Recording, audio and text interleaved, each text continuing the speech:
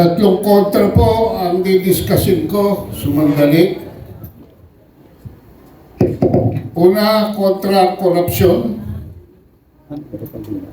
Wala na, kinuna na ang land bank, sabi ni Comjing, DBP, SSS, GSIS, PDIC, ano pa ba? Lahat na yata ng ahensya. No? Pati yung ODA. Lahat po ng pondo na galing abroad for infrastructure projects, dinivert na nila sa flood control. At dahil dito, wala tayong productivity. So, first quarter, 2.8 ang ating GDP, Gross Domestic Product. At ang projected sa end of 2028 ay 3% lamang. Ito po ay mas mababa pa kaysa nung taon ng pandemic. Mababa pa po kaysa nung nakakulong tayong lahat sa COVID-19. At pinakamababa since 2009.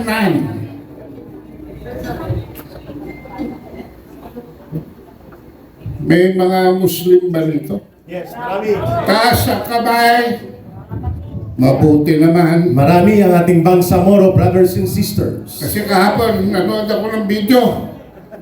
Nagmumura. Nagmumura si Anton Lagdameo.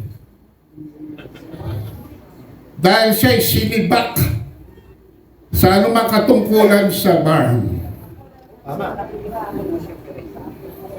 Alam niyo ba mga kabansa, mga kabansang Muslim, noong 2019, na-discover ni Congressman Andaya na nandadaya si Ben Jokno at si Amena Pangandaman. Sa kauna-unahang pagkakataon na huli ni Duterte ang insertions. Kaya sila'y tinanggal as Secretary and Undersecretary of Budget.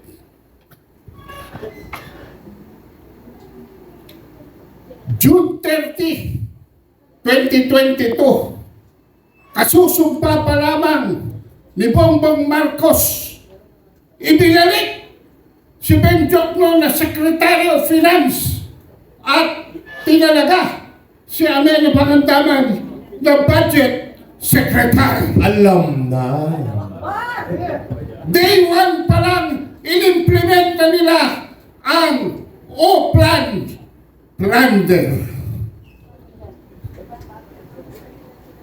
Kaya ako'y nalulungkot dahil pati pondo ng barn doon sa mga sumusuko kay Mayalet, kaya kayo nagkakagulo, wala nang pera. Simple lang. At gusto kong i-announce sa inyo na ang bagong bangko ng mga Muslim ngayon, ang tawag, Amena Bank. Amena Bank. Hindi na Amana. Amina. Dahil Chief Executive Officer and Chairman ho ninyo ngayon ay si Amena Pangandaman Na mga magnanakaw. So yan mga kabansa, kontra korupsyon para itaguhin ang ating ekonomiya. Sa 3% po, bagsak tayo. Kaya ano pa bang gawin ni Marcos sa last 1.5 or whatever years niya? Failed state. Tama po yan. Failed state. Noong February 20, ito naman ay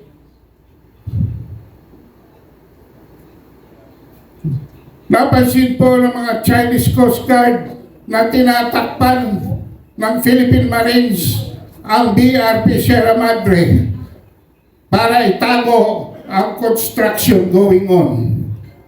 Ito po ay isang paglabag sa provisional agreement na ikinatapos ng bakbakan dyan kung saan ang isang sundalo natin ay naputulan ng daliri noong 2004. So yung agreement nung panahon ni Erap, panahon ni Gloria, panahon ni Noynoy, panahon ni Duterte,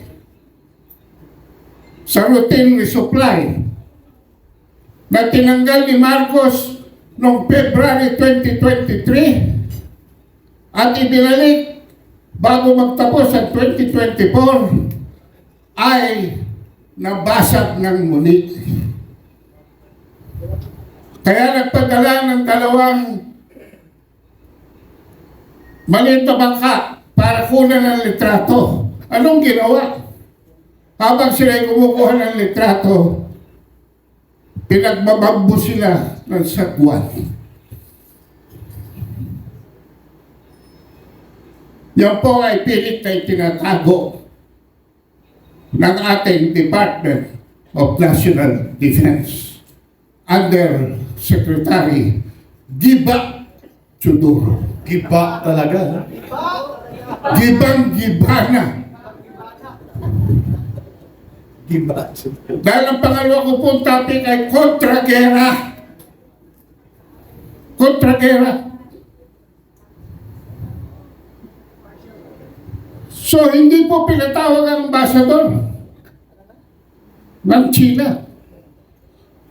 Talaga po nakaschedule na meeting ngayon dahil darating si Wang Yi, yung foreign minister ng China. At nung tinatanong ko aking mga kaibigan sa China Embassy, ano sabi ko, bakit ayaw pa ninyong batukan yan? Alam niyo sabi? Dahil ang trato namin sa inyo ay hindi lamang pinakamalapit na kapitbahay. Dahil ang trato namin sa inyo ay hindi lamang kaibigan. Dahil ang trato namin sa inyo ay hindi lamang kasosyo sa nakaraang kasaysayan. Ang trato namin sa mga Pilipino ay kayo ay mga kamag-anak namin. Kaya hindi kami basta-basta gagawa. But because of what happened, lahat po ng loans dapat ng China ay i-declare na in default. Kaya nag-request si Marcos before the ASEAN Foreign Ministers Association, ASEAN, na mag-usap muna.